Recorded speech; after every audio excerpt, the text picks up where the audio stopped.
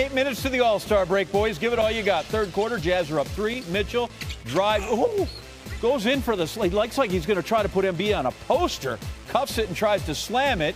Doesn't get that, but does get 2 in the foul. 89-84 headed to the fourth. Jazz 25-0 when leading after the third quarter. That seems to bode well, except Embiid finishes off that one with a slam. 2-point game still. Embiid, top of the key. Guess what? Phillies up 1. Same numbers. Here comes Mitchell. Behind the arc, they give you 3 from there. He had 33 in the game. 2-point lead for Utah. The Jazz quintet.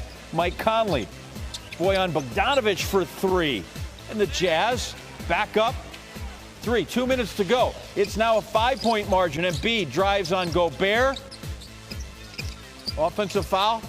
No call, nothing there. All we got is 2 points for Embiid. Puts his shoulder down, pushes him. No whistle, nothing happening. We're all good. Sixers down 3. Mitchell. I mean, where's somebody to go ahead and get that? Follow up by Bogdanovic. Clear path to the basket. Embiid tried, couldn't get it. Embiid now. 12 seconds to go. We're down to 10. Steps out. Fires that. Well guarded, but the big man at 7-1 drops the 3. Ties at 118. 5 seconds left. We go the other way off the inbound. Conley got a look at it and rattles around. No, doesn't get the members. Bounce on the row. We look at Embiid one more time. I mean, that's just a big dude with a sweet shot from out there. 118 apiece. Embiid 39 through regulation. In overtime, Tobias Harris, former Bucksman, comes through. Here he finishes. Gets it up and in. 2-point lead. Sixers basically had their way with him in the extra 5 minutes. Harris again, baseline over Royce O'Neal. He had 22. Minute to play. Harris, miss. Ben Simmons, put back, no. All right, Embiid, and he's fouled. Somebody learn how to play this game. Jazz not happy with that. Embiid points at Mitchell. Embiid's dunk doesn't clear the rim.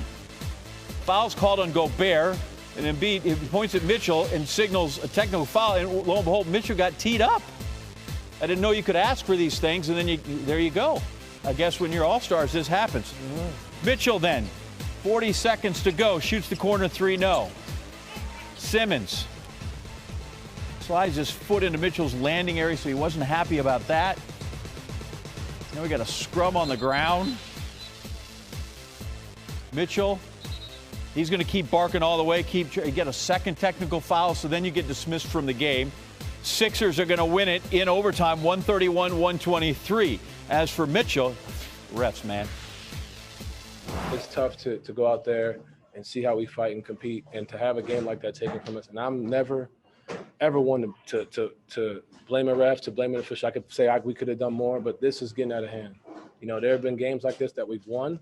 There have been games like this that we've lost. But this whole refereeing stuff and the way we're nice, we don't complain, we don't get frustrated. You know, we fight through things. And the fact that we just continually get screwed in a way by this, you know, like we won this game, in my personal opinion, you know, but like I said, I'm gonna give them credit. They won, whatever, cool. But like, this is, it's a consistent thing. And, you know, the question is, can we do it? Can we sustain it? Are we for real number one? Like, yeah, the hell we are. And it's getting ridiculous, KK, that this is what's happening. I feel like that's going to come with a fine, don't you? A couple ones. And there's this, Joel Embiid, another monster game, recording his 9th career game with 40 points, 15 rebounds. That's just the minimum. He's gone well past that with 19. He's now the second most games in Sixers history, passing Charles Barkley.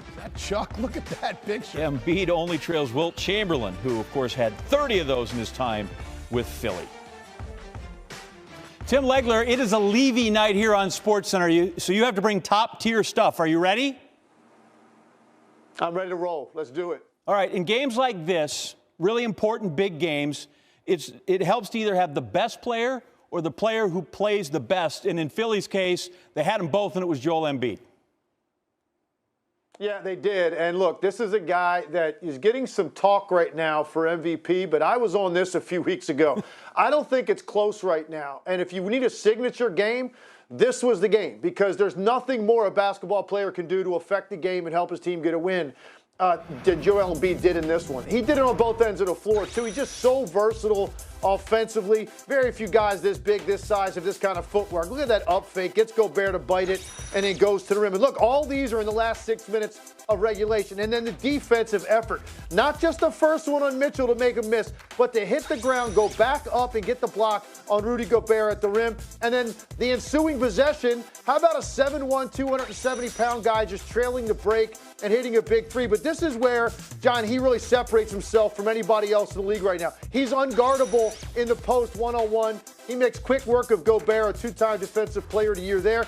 And then one more time, the defense. He shows hard on the Mitchell ball screen, so he's at 25 feet, but recovers to break up the lob.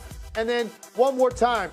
This is incredible. First of all, awareness to understand down three, maybe don't have time for two possessions here. So he dribbles out the up fake, stays on balance, holds his follow through, and knocks down the three to tie the game. They eventually win the game in overtime with some help from Tobias Harris. But I thought his 50-point game against Toronto about 10 days ago was the signature moment to thrust him into the conversation, and it probably did that. This is the one that, for me, that separates him right now from everybody else in the league. I think James Harden's got a case for it. I think Steph Curry's got a case.